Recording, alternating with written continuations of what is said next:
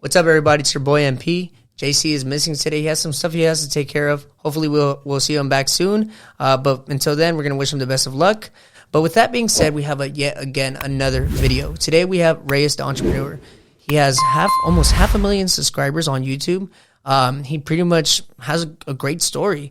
And I feel like a lot of people could learn a lot of value from this story. So today, we have Reyes. Once again, take it away. Hey, thank you for having me.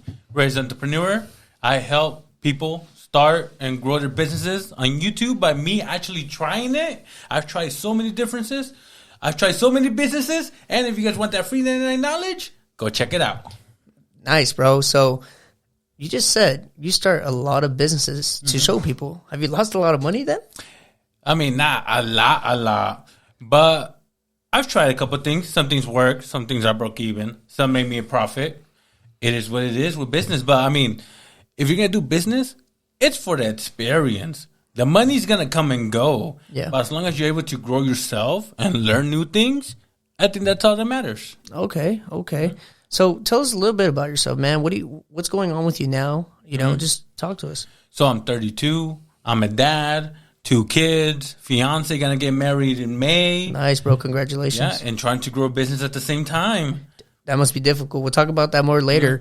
But with that being said, bro, like, tell us, how was your childhood? How was your upbringing? You know what? My mom was always the hustler. She would come. We're in Fresno. She would always come down to L.A., buy blankets, perfume, hustle them with the other old ladies over at the factories. But that was it, man. She raised us, and I always wanted to do something. I just didn't have no guidance. I never really took action on my ideas, and I just went along for the ride with school until I graduated, went to college, and then I really had to think, what am I going to do in my life? And that's when I really gravitated to YouTube. I made my first video, 2015. I thought I was going to get 1 million views, just like anybody. You know, you start something, you think it's going to go boom, 12 views. To a lot of people, that's a failure, and it was, but I like that process of making content and producing something that was going to help people in the long run. Because when you post a YouTube video, it's there forever. And even to this day, people be like, dang, Reyes, I just saw your first videos that I shot like on a Potato 7, super low quality. Yeah. But it's still there, motivating people. You said Potato 7? Yeah. What is that? It's making a joke that it was a really bad camera. Oh. Yeah.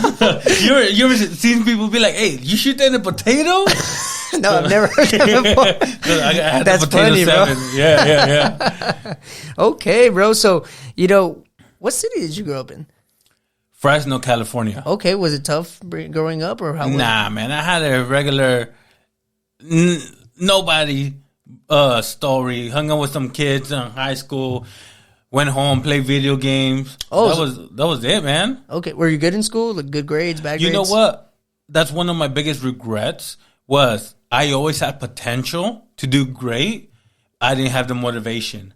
Like, I was a C student because C is all I needed to get by. You're like, I'm average and I'm good. Yeah, like, just do enough. That's all. But, I mean, I would like to consider myself intelligent. I could really push it.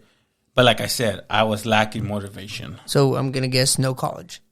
I went to college. Okay. I graduated from a community college. Okay. I got my liberal arts, which I use for nothing. I don't even have it on my wall, bro. It's somewhere in the storage. If you want to be real with you, bro, we're pretty anti-college around here. Yeah, so, I mean, I just went to school because, like I said, I had no direction. And they were giving me financial aid, money to go to school. And for me, school was super easy. Okay. So I'm like, I'm going to make...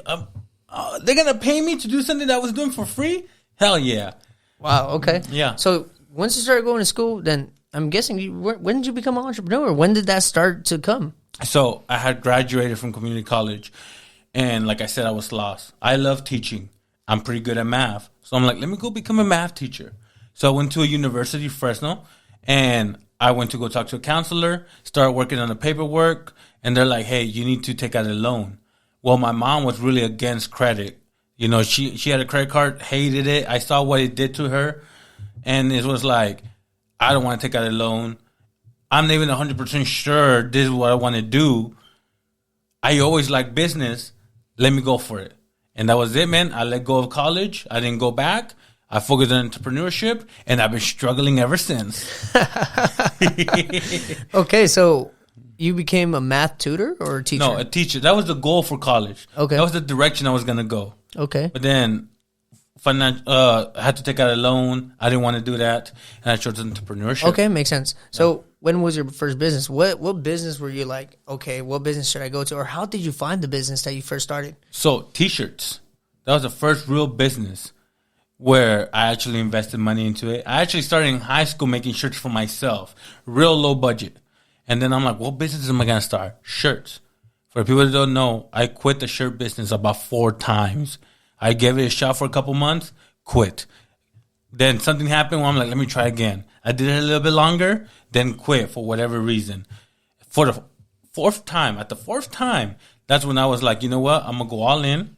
I'm going to focus. I'm going to learn. That was one of the biggest things I had to do, learn how to run a business. And I finally made it into my full-time income. So what kept motivating you to go back? I mean, I feel like a lot of people, they might do like 3 strikes and you're out. What kept you saying, I got to go back. I got to do it again. I got to try it again. What made you, what was your motivation then? I hated a job. I couldn't hold on to a job. Since I was 20, when I got my first job after college, 20 to about 22, I had a couple dozen jobs, at least 20. No, all the way through 25. And I wanted to be my own boss for the freedom. So would you, sorry to interrupt you, but would you, would you get fired or would you just quit? Everything. I would quit. I would get fired. I would let go. A lot of jobs were seasonal, like in the fields, because I needed income. I needed to pay my bills. I needed to work to keep the hustle alive. But the hustle, bro, it needed CPR, And that's the only reason I went back to work. Because the business wasn't working, but I wasn't ready to give up on the business. I took breaks in between, but I always had to come back because I'm like, it has to work out sooner or later. And that's one thing I learned, that it's going to work out if you stick to it. Like a lot of people I feel fail in business because they just give up too soon. And it's hard, bro. It's stressful. It's not for everybody. But I knew this was my only path. Now, quick question, man. Mm-hmm. We're from Southern California. You're from Northern or Central California. I'm sorry. You mentioned the fields. Mm-hmm. A lot of people, I don't know if most of our viewers are from LA or not. I think they are actually. But a lot of people don't know how working in fields are. Is it hard labor? How is it? Oh, it's backbreaking. Yeah. So one of the jobs I had was there's carrot fields. Right? And in between them, weed is growing out. So you have to bend down and pick out the weed. 8 hours, 10 hours a day. Bro, I kid you not. I will bend down. You have to squat. Yeah. The whole time. And the next day, I couldn't even go to the bathroom, bro. I couldn't bend down. I couldn't get off the couch. Because, you're bending down, doing squats 8 hours. Yeah. No, it's not for everybody. I've seen people go in, quit within 1 or 2 hours. Because, it's hard, and then you're outside in the sun. You do get water breaks. They're really good at that. Water break, go get water whenever you want. You get 3 breaks, but you gotta do the work. But yeah, man, it's rough. That's crazy. Like I said, bro, we're from Southern California.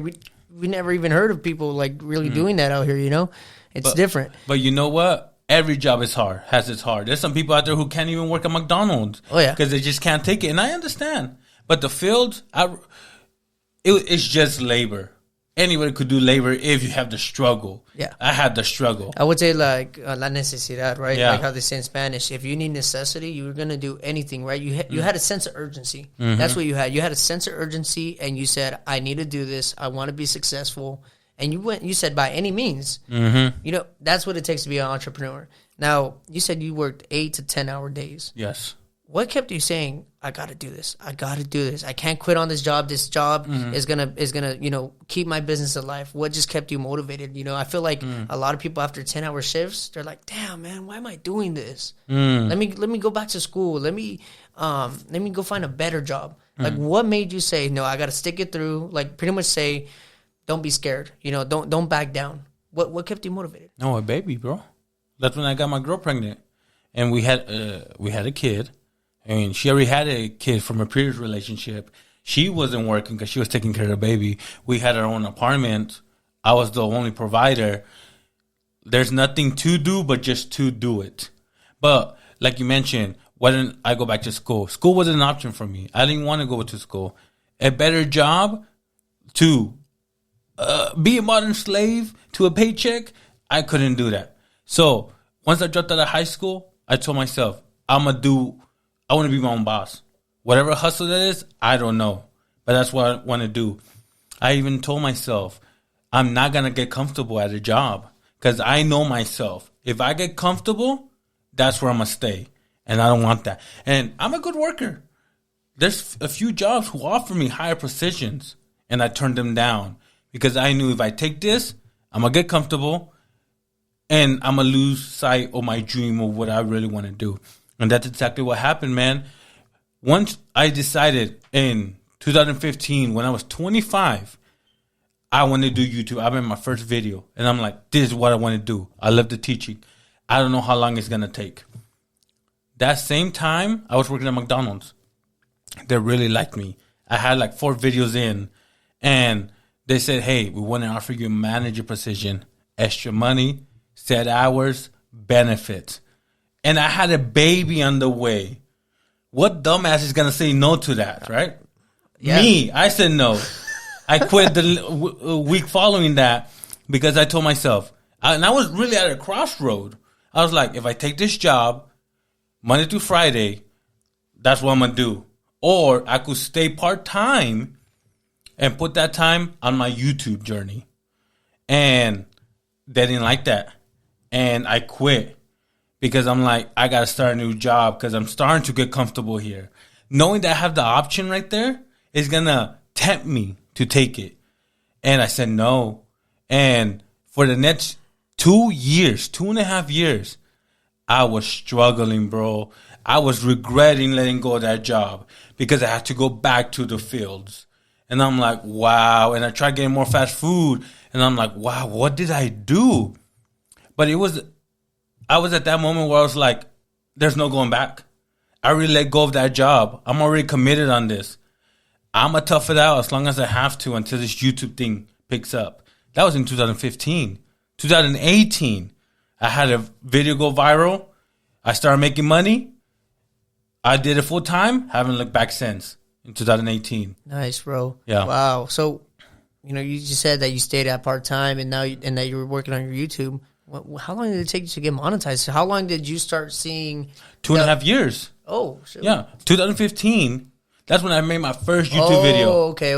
Yeah. Makes sense. 2018 is when my channel finally took off, but because I did shirt content. Okay. From 2015 to 2018, I was doing little hustles, collecting cans, selling toys. And just documenting it. Yeah, documenting, but I didn't feel a fan base because one thing I learned about YouTube, you got to stick to one niche. Yeah. And once I started making shirt content, documenting my journey, that's when I started growing. And it took me from a couple thousand to about 20, 30,000. But then I was like, you know what? I want to try something different because I love trying new things. I let go of shirts and I decided to try different hustles, eBay, this and that, until vending came along. I remember seeing that one. Yep. Yeah, and I rode the wave. I was there early. I caught the wave early. And it took me from 20, 30,000 to over 200,000 because I had a few videos go viral because of vending.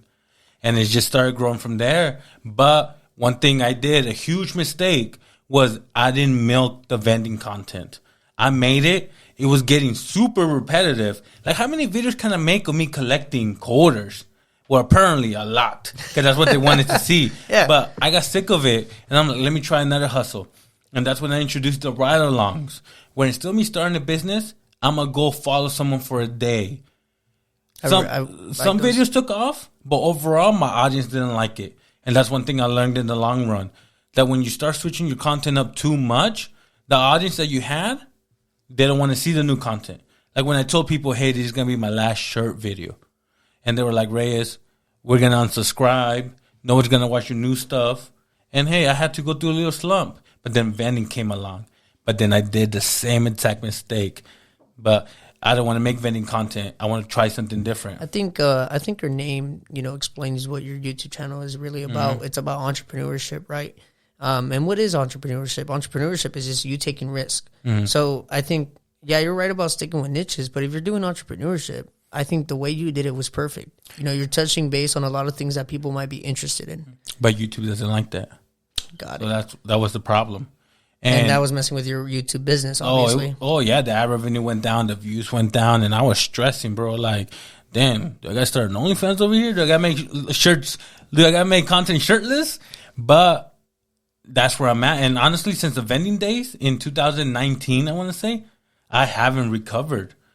But I mean, I had a couple of videos go viral, but not that big audience like I used to have. Yeah. So I'm going back to the hustles. But I'm starting the social media management. I've been doing it for 2 years. I've been documenting it, going back to my roots, and that's pretty much it. But my main focus isn't YouTube anymore. That was the problem. That I wanted YouTube to be my main business.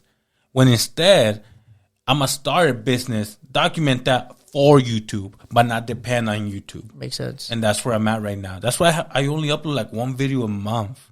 But it's a good, juicy video that takes you along with what I'm doing. Nice. So, you're documenting a monthly basis. Yeah, exactly. Okay. Now, did COVID, I mean, we had COVID around. When that came along, tell us about it, man. I mean, was it tough for you and your family? Like, what was going on by then? I know it was tough for a lot of people. It was tough for a lot of people. I want to say that I was in a great position because YouTube, once you do it for a long time, your old videos make money regardless. Like right now, even if I don't post, I make between $3,000 to $5,000 a month. Wow. That's enough to survive. And of course, I have my affiliates. No sponsors at that time, but I survived. It was great. I mean, I'm not going to say nothing bad about it. I was living good, But, when you're trying to grow a business and you want to go to the next level. Yeah. But I couldn't do that with COVID because that's when I was doing the ride-along series. Well, nobody wanted to go outside. Nobody wanted to let a stranger into their area. And I just toughed it out, bro. I didn't upload content for like 3 months at one point just because I didn't know what I wanted to do. I thought about drop shipping, investing. But you know what? I told myself, I'm just going to wait it out. But when that was over, 2021, I was like, dang, I wasted that whole year. What am I going to do next? What's the next business I want to do? And it was a content management. And I've been doing it ever since. How long has that been going for? June 2021 is when I started with Hunter's Mobile Detailing. Okay. And I've been doing it ever since. So 2 years. Nice, man. Nice. So, wow. And I actually make more money from content management than my YouTube. Wow. But because I haven't put a lot of effort into my YouTube, because I want it to be about the hustle. You're shifting your focus from one business to your next business. Okay.